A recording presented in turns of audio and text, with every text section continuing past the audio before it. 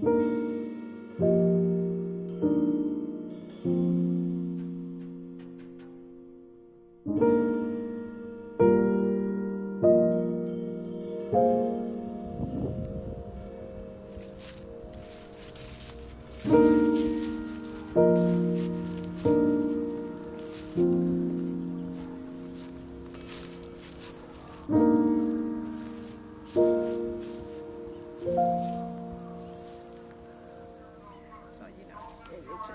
really been rough, losing my husband, and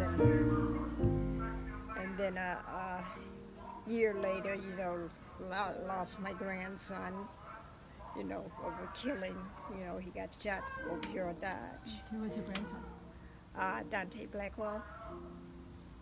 So, it's been really rough. And do you have any idea of what's next? Well, I'm still trying to find a place, The rent is so high, out here in Evanston, I can't really afford it, I had a man call me the other day about some places, but the apartments are way up on the third floor and there's a lot of stairs, and I can't, walk a lot of stairs, because I get out of breath, My name is Bobby Burns. I'm a member of the Evanston Collective, which is an Evanston-based organization, and our mission is to empower and support African-American families and ideas in Evanston. Although our lens is African and Black, we ally with many different groups that are fighting for equity and social justice in Evanston. I'm out here today in support of the Steeles, primarily because I understand, although this is a very tragic situation, and unfortunately it's not unique. This particular community has been targeted over the years with high costs and predatory lending practices, and it must end. And so I just wanted to, our first post on Facebook, and it's Evanston Collective, but our first post was talking about these particular issues. And so I just wanted to read off a little bit of what we posted. So, out of the 52 Chicago suburbs analyzed by the Chicago Reporter in 2006, Evanston had the greatest high-cost lending rate disparity by race. The Chicago Reporter wrote that in 2006, of the 368 home purchases, home improvement, or refinance loans acquired by Black homeowners, around 48% of them were considered high-cost or subprime. In comparison, of the 1,529 home loans acquired by white homeowners, only about 10% were high cost, and this is all data coming from Evanston. What's significant about that is that this community, I can't speak for the whole country, but this particular community, Evanston, 5th Ward, was targeted. And NSP2, what year was NSP2, Lonnie? NSP2 happened after the recession, after this predatory lending happened in the community.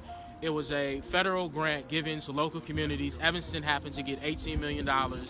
And it was a response to the recession and the fact that a lot of people were being foreclosed on their homes across the country. We happened to get $18 million. Brent Shore is a company that kind of got the lion's share of the profit out of that deal. And they were hired by the city to be the stewards of that $18 million fund. What Lonnie and a lot of the community have said, their issue with that is that was a perfect opportunity to get more local and minority and Black contractors and developers involved in that deal, so that we could try to improve folks from the ground up. Instead of giving a company that had no really true history in this community in Evanston, really, again, the lion's share of the profit, why not give community companies a part of that profit so that this community could support itself and uplift itself? And that didn't happen. And so I think the intent was positive. The city identified an issue, identified a crisis, and they tried to get involved. They just didn't get involved in the right way. I think part of that, again, is that a lot of times when these decisions are made, the community isn't involved in those decisions from the start, meaning that don't just bring us, hey, this is what we're going to do. What do you think about it? Let us even imagine what the deal is in the first place, how the city or the government should get involved in the first place. It should start first, and that doesn't often happen in local government. Sometimes our elected representatives believe that because they're elected, their style of leadership happens to be, we're just going to tell you what to do, make unilateral decisions. And to me, that's not what it's about. To me, you're a representative. You're supposed to go back to your local neighborhoods and streets, and really have a conversation first with your community. And based on that conversation, regardless of how you feel as a representative, you should do the will of your constituency. And I feel like if they had that conversation early on, we could have made sure that the NSP2 deal was a good deal for the entire community. Now we're at a point where we have our signs. We're going to do the best we can to stop the sheriff's department from evicting this woman and her family.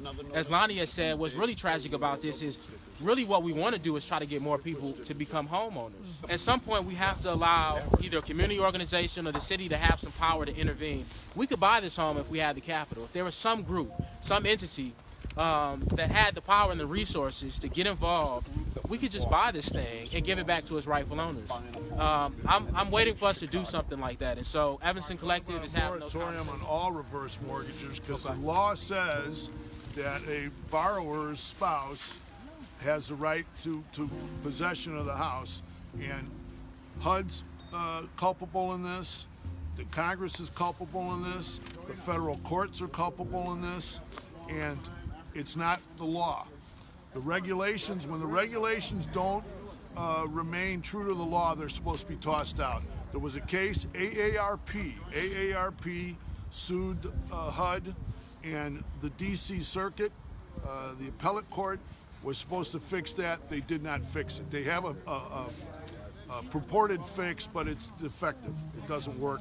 People like this get thrown out. You can look, there's 200 cases in Cook County at any given time. So looking for a moratorium on evicting reverse mortgages. We're grateful to Tom Dart, because Tom Dart did have a moratorium during the height of the foreclosure. Now we need his help again. We need him to have a moratorium on reverse mortgagors who are being tossed out. Their spouses are being tossed out, because it's not true to the law. It's not true to federal law.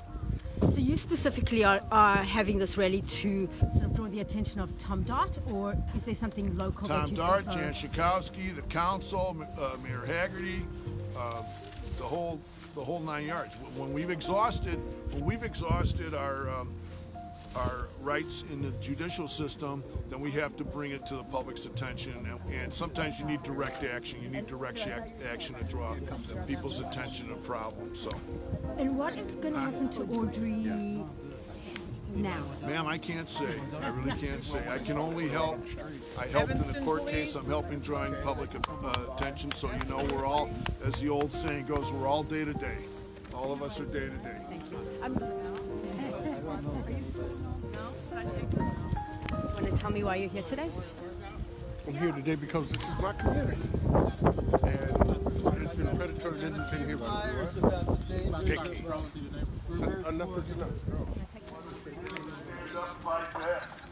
When the neighborhood is under attack, what do? Stand up, fight back. When the neighborhood is under attack, what do? Stand up, fight back. When affordable housing is under attack, what do? Stand up, fight back. Then what do? Stand up, fight back. You're no good. Well, my name is Bruce King. First of all, this is a community I grew up in.